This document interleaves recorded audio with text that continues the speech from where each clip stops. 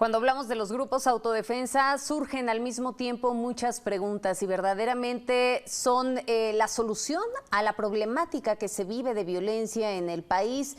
¿Quién, por ejemplo, está detrás de la creación de estos grupos de autodefensa? ¿Cómo funcionan? ¿Cómo operan? ¿Cuándo surgen? En fin, son muchas las dudas que tenemos en torno a este tema. Es por ello que le agradezco mucho a Hipólito Mora, fundador de Autodefensas en Michoacán, que nos acompañe esta tarde justamente para hablar acerca de este tema. Hipólito, ¿cómo está? Buenas tardes.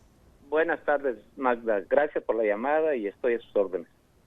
Le agradezco el hecho de que nos regale estos minutos. Dígame una cosa, porque me parece que es importante el poder conceptualizar qué son los grupos autodefensa, cómo y cuándo surgen, cómo decide crear estas guardias comunitarias allá en el estado de Michoacán.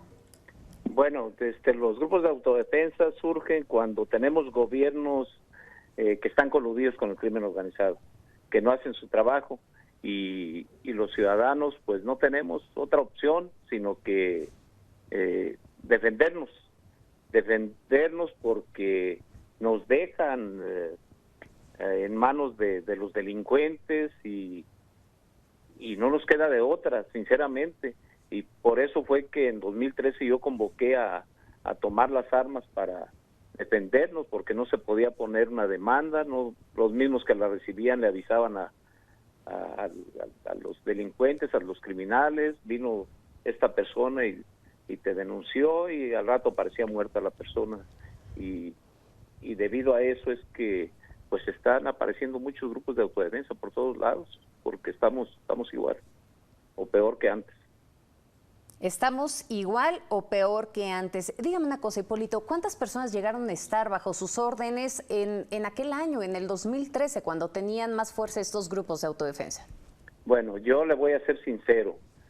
Aquí la gente que me acompañó a mí fue en La Ruana, fueron alrededor de unas 220 personas, pero después surgieron otros grupos de autodefensa en otros pueblos vecinos, en otros municipios, y llegó a haber, yo creo que alrededor sobre unos 2,000 o 3,000 personas de autodefensa ya, pero mi grupo nada más era de unas 220 personas, con lo que se inició las autodefensas aquí en Michoacán.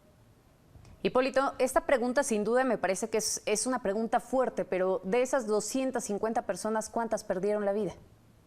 No, muchísimas, muchas, porque pues primero a los 2 meses de que tomamos las armas, en febrero, marzo, 28 de abril, para ser exacto, nos atacaron a las 5 de la mañana, y en esa vez de la gente que me acompañaba murieron 4.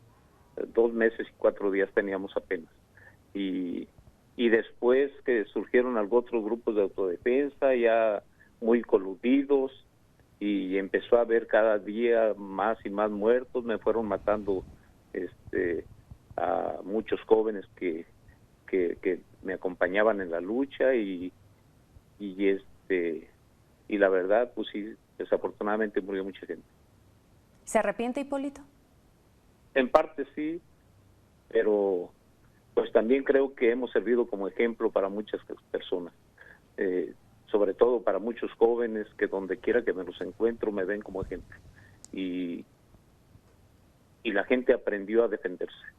La gente tenía mucho miedo anteriormente, y ahorita pues estamos viendo grupos de autodefensa, no nada más en Michoacán, ya en varios estados, algunos infiltrados, otros no, pero creo que hemos servido de ejemplo, no nada más en todo México, en otros países. Nos vieron en muchos países cuando surgimos.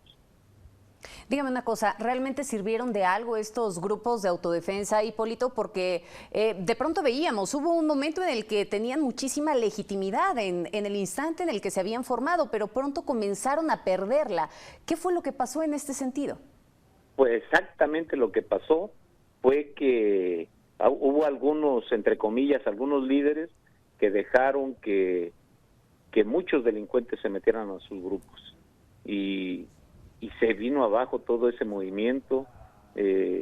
Ya no eran autodefensas reales, ya estaban peleando solamente por otras cosas, luchando, y pues en todo México se vio que a mi grupo y a mí nos atacaron por supuestamente autodefensa el 16 de diciembre de 2014. Éramos un grupo que les estorbaba mucho a esos supuestos autodefensas, y en ese enfrentamiento pues murió muchísima gente. Tuvimos otros enfrentamientos también, donde también murieron muchas personas que no debían morir todavía, unos buenos, otros malos, pero de todas maneras murió mucha gente. Yo siempre he culpado a las personas que se infiltraron en los grupos de autodefensa, solamente pensando en el bien personal, pensando en el dinero, en la droga y en el poder. Dígame una cosa, Hipólito. ¿Quiénes arman a los autodefensas? Porque me parece que esa es una de las grandes dudas que fluyen en torno a todo esto. ¿Quién dota de armamento a estos grupos de autodefensa? Sí, nosotros cuando iniciamos ni armas teníamos casi. Era algún R15, un cuerno de chivo, pero en su mayoría eran escopetas viejas, M1, y recuerdo que un muchacho traía una resortera, esa que sirven para matar pajaritos. Y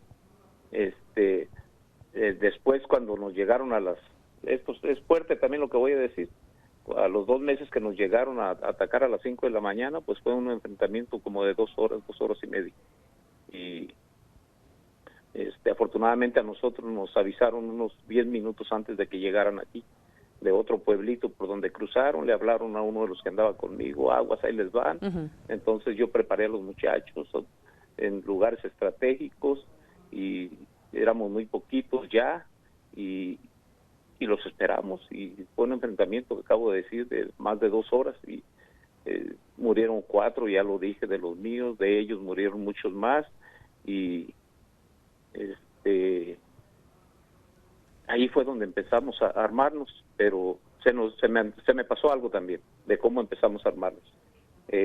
No recuerdo si a los 4, 5 días o 8 días me habló el director de seguridad aquí del municipio de Buenavista, que quería hablar conmigo, 4 o 5 días después de que nos levantamos en armas. Yo no lo conocía, pero ya me habían dicho quién era. Es alguien que había puesto el crimen organizado. Y me habló que quería platicar conmigo, que se podía, director de seguridad aquí del municipio de Buenavista. Y le dije yo que sí, que no había ningún problema. Y ya me dijo que si podía venir aquí a La Ruana. Nosotros somos tenencia. Y a platicar conmigo, le dije, sí, vengas. Entonces el señor me dijo que si se podía traer un grupo de policías. Le dije yo, tráigase 2, no hay ningún problema. Y llegó como con unas 10 personas en 2 patrullas. Y ya cuando llegó, fue atento conmigo, y yo lo que le dije a él, pues yo sé quién es usted, le dije. Sinceramente yo no tengo nada que platicar con usted. Le dije que viniera porque ocupo las armas que trae usted, y las patrullas y chalecos y todo. Y se las quitamos. Les quitamos las armas. Fue como empezamos a armarnos. Después en el enfrentamiento que tuvimos a las 2 meses, 4 días, murió mucha gente de ellos también, y también nosotros recogimos las armas, y fue como nos fortalecimos, por así decirlo. Y caray. Hipólito, dígame una cosa, y para que podamos concluir, usted dice que finalmente estos grupos de autodefensa terminan fortaleciéndose ante la ausencia del Estado mexicano. ¿Qué se tendría que hacer o cuál es el camino? Brevemente, por favor, porque ya el tiempo nos alcanza. ¿Qué nos dice sobre esto?